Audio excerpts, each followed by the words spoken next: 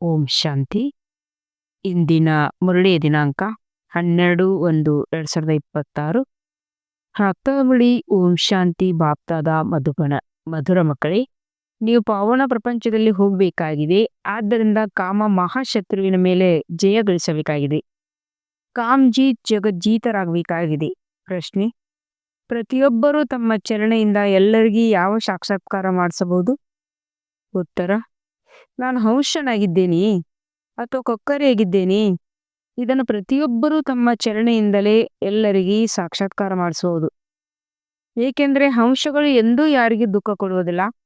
ಕೊಕ್ಕರೆಯು ದುಃಖ ಕೊಡುತ್ತದೆ, ಅದು ವಿಕಾರಿಯಾಗಿರುತ್ತದೆ. ನೀವು ಮಕ್ಕಳು ಈಗ ಕೊಕ್ಕರೆಯಿಂದ ಹಂಸಗಳಾಗಿದ್ದೀರಿ. ನೀವು ಪಾರಸ್ ಬುದ್ಧಿಯವರಾಗುವ ಮಕ್ಕಳ ಕರ್ತವ್ಯವು ಎಲ್ಲರನ್ನೂ ಪಾರಸ್ ಬುದ್ಧಿಯವರನ್ನಾಗಿ ಮಾಡುವುದಾಗಿದೆ. ಓಂ ಶಾಂತಿ. ಓಂ ಶಾಂತಿ ಎಂದು ಹೇಳಿದಾಗ ತಮ್ಮ ಸ್ವಧರ್ಮವು ನೆನಪಿಗೆ ಬರುತ್ತದೆ, ಮನೆಯ ನೆನಪು ಬರುತ್ತದೆ. ಆದರೆ ಮನೆಯಲ್ಲಿ ಕುಳಿತು ಬಿಡುವಂತಿಲ್ಲ.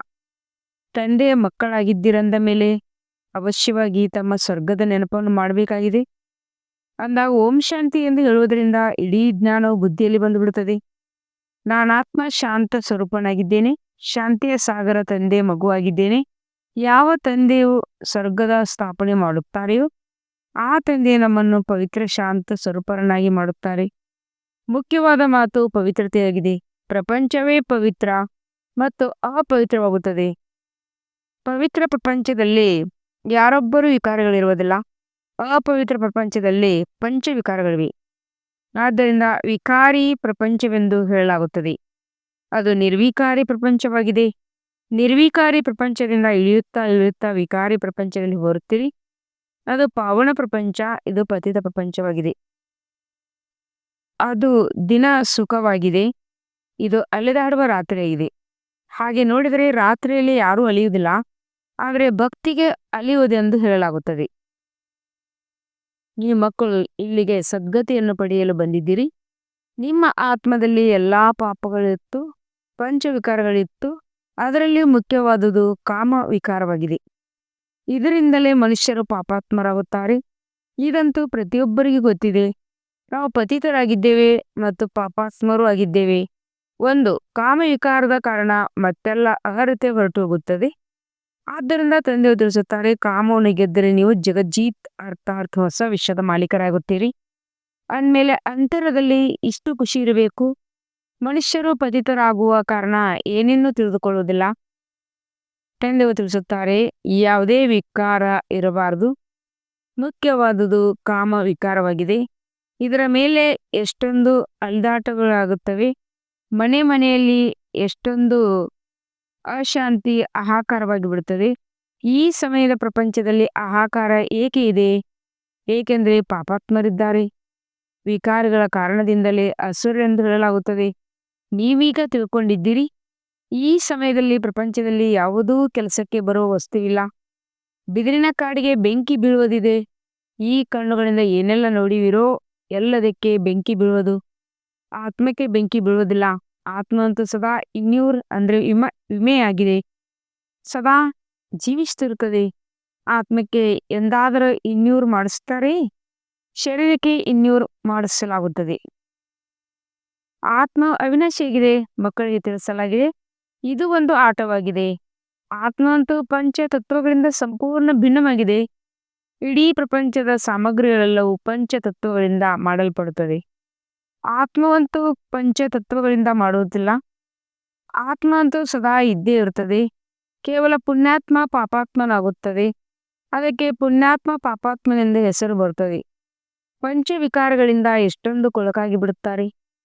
ತಂದೆಯು ಪಾಪಗಳಿಂದ ಬಿಡಿಸಲು ಬಂದಿದ್ದಾರೆ.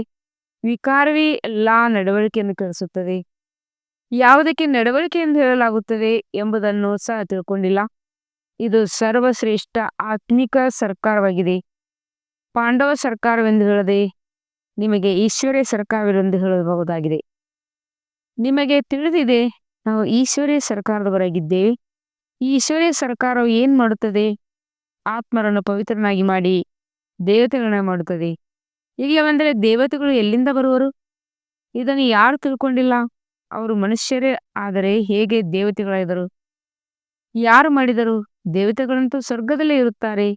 ಅಂದಾಗ ಅವರನ್ನು ಸ್ವರ್ಗವಾಸಿಗಳನ್ನಾಗಿ ಯಾರು ಮಾಡಿದರು? ಸ್ವರ್ಗವಾಸಿಗಳು ಮತ್ತೆ ಅವಶ್ಯವಾಗಿ ನರಕವಾಸಿಗಳಾಗುತ್ತಾರೆ, ಮತ್ತೆ ಸ್ವರ್ಗವಾಸಿಗಳಾಗುತ್ತಾರೆ. ಇದನ್ನು ನೀವು ಸಹ ತಿಳ್ಕೊಂಡಿರಲಿಲ್ಲ.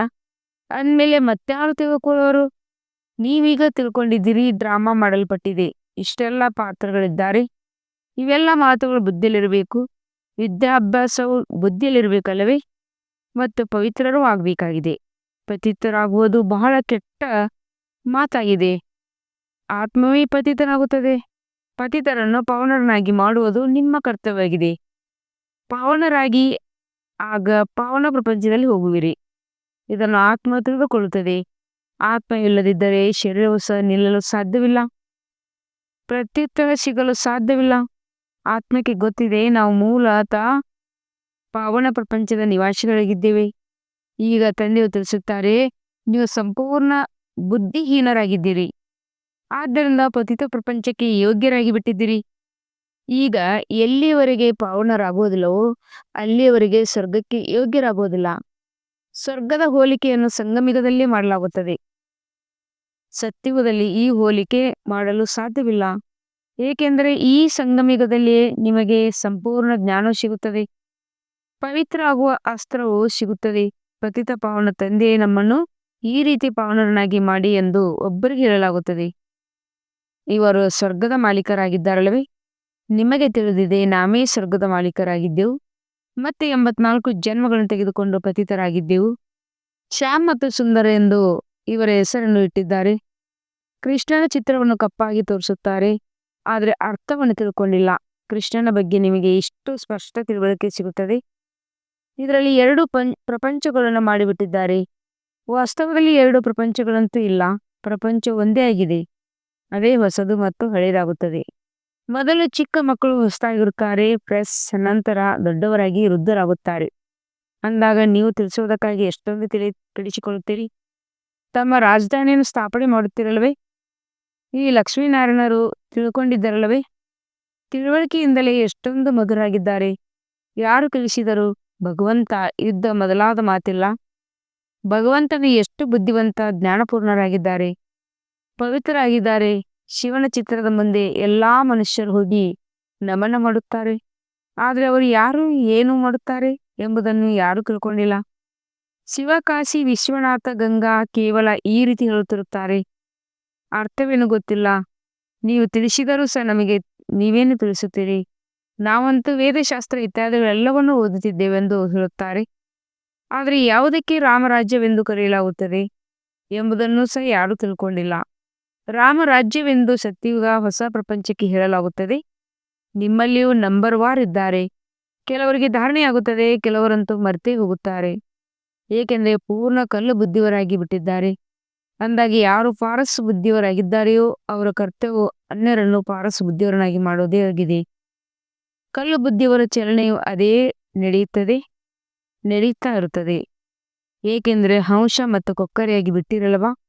ಹಂಸವೆಂದೂ ಯಾರಿಗೆ ದುಃಖ ಕೊಡುವುದಿಲ್ಲ, ಕೊಕ್ಕರೆ ದುಃಖ ಕೊಡುತ್ತದೆ. ಕೆಲವರ ಚಲನೆಯೇ ಕೊಕ್ಕರೆಯಂತಿರುತ್ತದೆ, ಅವರಲ್ಲಿ ಎಲ್ಲಾ ವಿಕಾರಗಳು ಇರ್ತವೆ. ಇಲ್ಲಿಯೂ ಸಹ ಬಹಳಷ್ಟು ಮಂದಿ ವಿಕಾರಿಗಳು ಬಂದು ಬಿಡುತ್ತಾರೆ. ಯಾರಿಗೆ ಹಸುರು ಎಂದು ಹೇಳಲಾಗುತ್ತದೆ ಅವರಿಗೆ ಅರಿವಿರುವುದಿಲ್ಲ. ಅನೇಕ ಸೇವಾ ಕೇಂದ್ರಗಳಲ್ಲಿಯೂ ವಿಕಾರಿಗಳು ಬರುತ್ತಾರೆ. ನಾವು ಬ್ರಾಹ್ಮಣರಾಗಿದ್ದೇವೆಂದು ನೆಪ ಮಾಡಿಕೊಂಡು ಬರುತ್ತಾರೆ, ಆದರೆ ಅದು ಸುಳ್ಳಾಗಿದೆ. ಇದಕ್ಕೆ ಸುಳ್ಳು ಪ್ರಪಂಚವೆಂದು ಹೇಳಲಾಗುತ್ತದೆ. ಆ ಹೊಸ ಪ್ರಪಂಚವು ಸತ್ಯ ಪ್ರಪಂಚವಾಗಿದೆ, ಈಗ ಸಂಗಮಿಗಾಗಿದೆ. ಎಷ್ಟೊಂದು ಅಂತರವಿರುತ್ತದೆ. ಯಾರು ಸುಳ್ಳು ಹೇಳುವರು, ಸುಳ್ಳು ಕೆಲಸಗಳನ್ನು ಮಾಡುವವರಾಗಿದ್ದಾರೆಯೋ ಅವರು ಕನಿಷ್ಠ ದರ್ಜೆಯುಳ್ಳವರಾಗಿರುತ್ತಾರೆ. ಪ್ರಥಮ ದರ್ಜೆ, ದ್ವಿತೀಯ ದರ್ಜೆಯವರು ಇರುತ್ತಾರಲ್ವೇ? ತಂದೆ ತಿಳಿಸುತ್ತಾರೆ, ನೀವು ಪವಿತ್ರತೆಯ ಪೂರ್ಣ ಸಾಕ್ಷಿಯನ್ನು ತೋರಿಸಬೇಕಾಗಿದೆ. ಇವರಿಬ್ಬರು ಒಟ್ಟಿಗೆ ಇದ್ದು ಪವಿತ್ರ ಆಗುವುದು ಅಸಂಭವವೆಂದು ಹಲವರು ಹೇಳುತ್ತಾರೆ. ಆದ್ದರಿಂದ ನೀವು ತಿಳಿಸಬೇಕು. ಯೋಗ ಬಲ ಇಲ್ಲದಿರುವ ಕಾರಣ ಇಷ್ಟು ಸಹಜ ಮಾತನ್ನು ಸಹ ಪೂರ್ಣ ರೀತಿಯಿಂದ ನೀವು ತಿಳಿಸುವುದಿಲ್ಲ. ಅವರಿಗೆ ಇಲ್ಲಿ ನಮಗೆ ಭಗವಂತನೇ ಓದಿಸುತ್ತಾರೆ, ನೀವು ಪವಿತ್ರ ಆಗಿದ್ದೇ ಆದರೆ 21 ಜನ್ಮಗಳವರೆಗೆ ಸ್ವರ್ಗದ ಮಾಲೀಕರಾಗುತ್ತೀರಿ ಎಂದು ಅವರು ಹೇಳುತ್ತಾರೆ ಎಂಬ ಮಾತನ್ನು ಯಾರು ತಿಳಿಸುವುದಿಲ್ಲ. ಅದು ಪವಿತ್ರ ಪ್ರಪಂಚವಾಗಿದೆ. ಪವಿತ್ರ ಪ್ರಪಂಚದಲ್ಲಿ ಯಾರು ಪತಿತರಲು ಸಾಧ್ಯವಿಲ್ಲ. ಪಂಚವಿಕಾರಗಳೇ ಇರುವುದಿಲ್ಲ. ಅದು ನಿರ್ವಿಕಾರಿ ಪ್ರಪಂಚ, ಇದು ವಿಕಾರಿ ಪ್ರಪಂಚವಾಗಿದೆ. ನಮಗೆ ಸತ್ಯುಗದ ರಾಜ್ಯಭಾಗ್ಯ ಸಿಗುತ್ತದೆ. ಅಂದಮೇಲೆ ನಾವೇಕೆ ಕೇವಲ ಇಷ್ ಇದೊಂದು ಜನ್ಮಕ್ಕಾಗಿ ಪಾವನರಾಗಬಾರ್ದು? ನಮಗೆ ಜಬರ್ದಸ್ತ್ ಲಾಟರಿ ಸಿಗುತ್ತದೆ. ಆದ್ದರಿಂದ ಖುಷಿಯಾಗುತ್ತದೆ. ದೇವಿ ದೇವತೆಗಳು ಪವಿತ್ರರಲ್ಲವೇ? ಅಪವಿತ್ರರಿಂದ ಪವಿತ್ರನಾಗಿ ತಂದೆ ಮಾಡುತ್ತಾರೆ. ಆದ್ದರಿಂದ ನಮಗೆ ಇದೇ ಲಕ್ಷ್ಯವಿದೆ ಎಂದು ತಿಳಿಸಬೇಕು. ತಂದೆಯೇ ನಮ್ಮನ್ನು ಈ ರೀತಿ ಮಾಡುತ್ತಾರೆ. ತಂದೆ ಅಲ್ಲದೆ ಮತ್ಯಾರು ಹೊಸ ಪ್ರಪಂಚವನ್ನು ಸ್ಥಾಪಿಸಲು ಸಾಧ್ಯವಿಲ್ಲ. ಮನುಷ್ಯರಿಂದ ದೇವತೆಗಳನ್ನಾಗಿ ಮಾಡಲು ಭಗವಂತನೇ ಬರುತ್ತಾರೆ. ಶಿವನ ರಾತ್ರಿಯ ಗಾಯನವಿದೆ, ಇದನ್ನು ತಿಳಿಸಿದ್ದಾರೆ. ಜ್ಞಾನ, ಭಕ್ತಿ, ವೈರಾಗ್ಯ.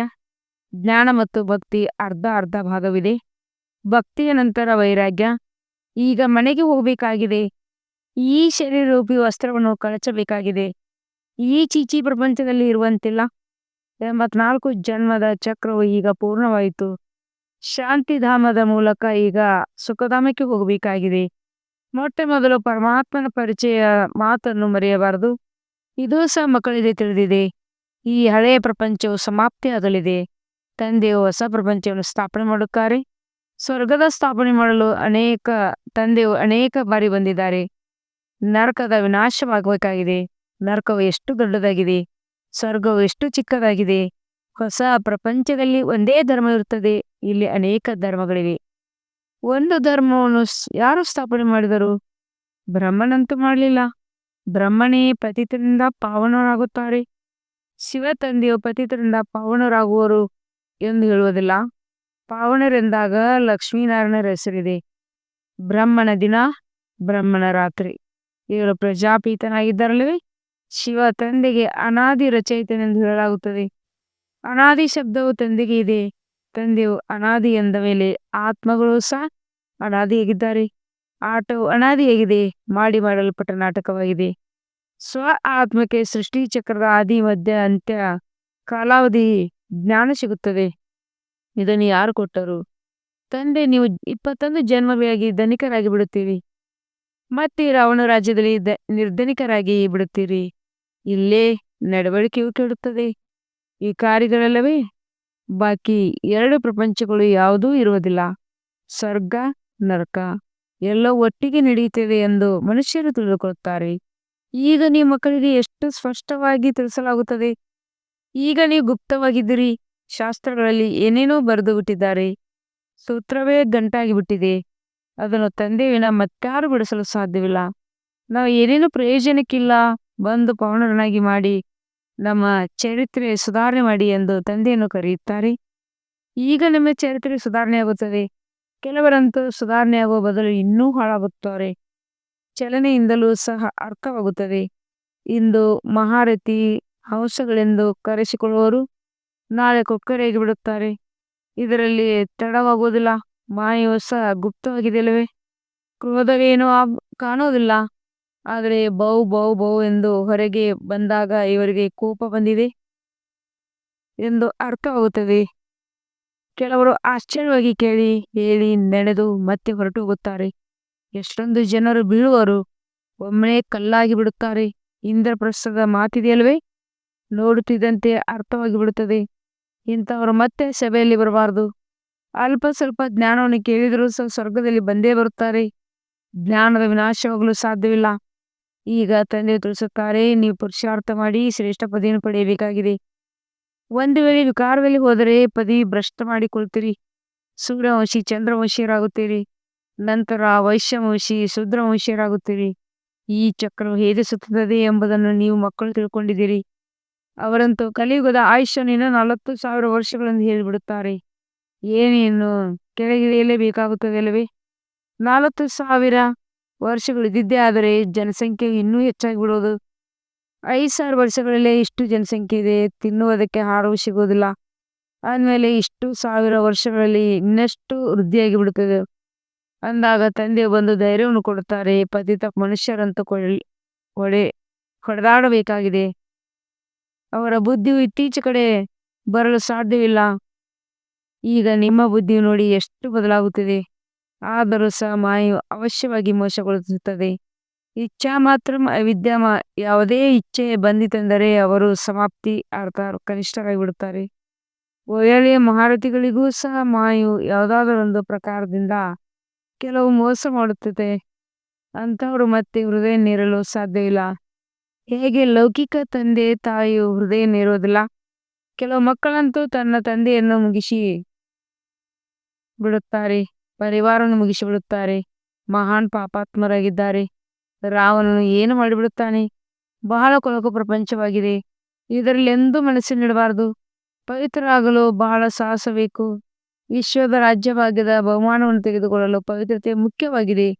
ಆದ್ದರಿಂದಲೇ ಬಂದು ನಮ್ಮನ್ನು ಪಾವನ ಮಾಡಿ ಎಂದು ತಂದೆಗೆ ಹೇಳುತ್ತಾರೆ. ಒಳ್ಳೆಯದು. ಮಧುರಾತಿ ಮಧುರ ಅಗಲಿ ಹೋಗಿ ಮರಳಿ ಸಿಕ್ಕಿರುವ ಮಕ್ಕಳ ಪ್ರತಿ ಮಾತ್ಪಿತ ಬಾಪ್ತದರ ನೆನಪು ಪ್ರೀತಿ ಹಾಗೂ ಸುಪ್ರಭಾತ. ಆತ್ಮಿಕ ಮಕ್ಕಳಿಗೆ ಆತ್ಮಿಕ ತಂದೆಯ ನಮಸ್ತೆ. हम रूहानी बच्चों की रूहानी बाप दादा को याद सार और गुड मॉर्निंग और नमस्ते नमस्ते नमस्ते. शुक्रिया बाबा, शुक्रिया. वहाँ ಬಾಬಾ ವಹಾಂ. ಧಾರಣೆಗಾಗಿ ಮಕ್ಕಳ ಸಾರ. 1ನೇ ಪಾಯಿಂಟ್ ಆಗಿದೆ, ಮಾಯೆ ಮೋಸದಿಂದ ಪಾರಾಗಲು ಇಚ್ಛಾ ಮಾತ್ರ ವೈವಿಧ್ಯ ಆಗಬೇಕಾಗಿದೆ. ಈ ಕೊಳಕು ಪ್ರಪಂಚದೊಂದಿಗೆ ಮನಸ್ಸನ್ನಿಡಬಾರದು. 2ನೇ ಪಾಯಿಂಟ್ ಆಗಿದೆ, ಪವಿತ್ರತೆಯ ಸಂಪೂರ್ಣ ಸಾಕ್ಷಿಯನ್ನು ತೋರಿಸಬೇಕಾಗಿದೆ. ಎಲ್ಲದಕ್ಕಿಂತ ಶ್ರೇಷ್ಠ ಚಾರಿತ್ರ್ಯವು ಪವಿತ್ರತೆಯಾಗಿದೆ. ತಮ್ಮನ್ನು ತಾವು ಸುಧಾರಣೆ ಮಾಡಿಕೊಳ್ಳಲು ಖಂಡಿತ ಪವಿತ್ರ ಆಗಬೇಕಾಗಿದೆ. ವರದಾನ, ತ್ರಿಕಾಲದರ್ಶಿ ಸ್ಥಿತಿಯಲ್ಲಿ ಸ್ಥಿತರಾಗಿದ್ದು ಸದಾ ಅಚಲ ಮತ್ತು ಸಾಕ್ಷಿಯಾಗಿರುವ ನಂಬರ್ 1 ಭಾಗ್ಯಶಾಲಿ ಭವ. ಪ್ರತಿಯೊಂದು ಸಂಕಲ್ಪ, ಪ್ರತಿಯೊಂದು ಕರ್ಮವನ್ನು ತ್ರಿಕಾಲದರ್ಶಿ ಸ್ಥಿತಿಯಲ್ಲಿ ಸ್ಥಿತರಾಗಿದ್ದು ಮಾಡಿರಿ ಮತ್ತು ಪ್ರತಿಯೊಂದು ಮಾತಿನಲ್ಲಿಯೂ ನೋಡಿರಿ. ಇದೇಕೆ, ಇದೇನು ಎಂಬ ಪ್ರಶ್ನಾರ್ಥಕ ಚಿಹ್ನೆ ಆಗುತ್ತಿಲ್ಲವೇ? ಸದಾ ಪೂರ್ಣ ವಿರಾಮ ಇರಲಿ. ಇದು ಹೊಸದೇನಲ್ಲ. ಪ್ರತಿಯೊಂದು ಆತ್ಮನ ಪಾತ್ರವನ್ನು ಬಹಳ ಚೆನ್ನಾಗಿ ತಿಳ್ಕೊಂಡು ಪಾತ್ರದಲ್ಲಿ ಬನ್ನಿರಿ. ಆತ್ಮರುಗಳು ಸಂಬಂಧ ಸಂಪರ್ಕದಲ್ಲಿ ಬರುತ್ತಾ ನಿರ್ಲಿಪ ಮತ್ತು ಪ್ರಿಯವಾಗಿ ಇರುವುದರಲ್ಲಿ ಸಮಾನತೆ ಇರಲಿ. ಇದರಿಂದ ಏರ್ಪೇರುಗಳೆಲ್ಲವೂ ಸಮಾಪ್ತಿಯಾಗಿ ಬಿಡುತ್ತವೆ. ಇದೇ ರೀತಿ ಸದಾ ಅಚಲ ಹಾಗೂ ಸಾಕ್ಷಿಯಾಗಿರುವುದೇ ನಂಬರ್ 1 ಭಾಗ್ಯಶಾಲಿ ಆತ್ಮನ ಲಕ್ಷಣವಾಗಿದೆ. ಸ್ಲೋಗನ್, ಸಹನಶೀಲತೆಯ ಗುಣವನ್ನು ಧಾರಣೆ ಮಾಡಿಕೊಳ್ಳುತ್ತೀರೆಂದರೆ ಕಠೋರ ಸಂಸ್ಕಾರವನ್ನು ಶೀತಲವಾಗಿ ಬಿಡೋದು.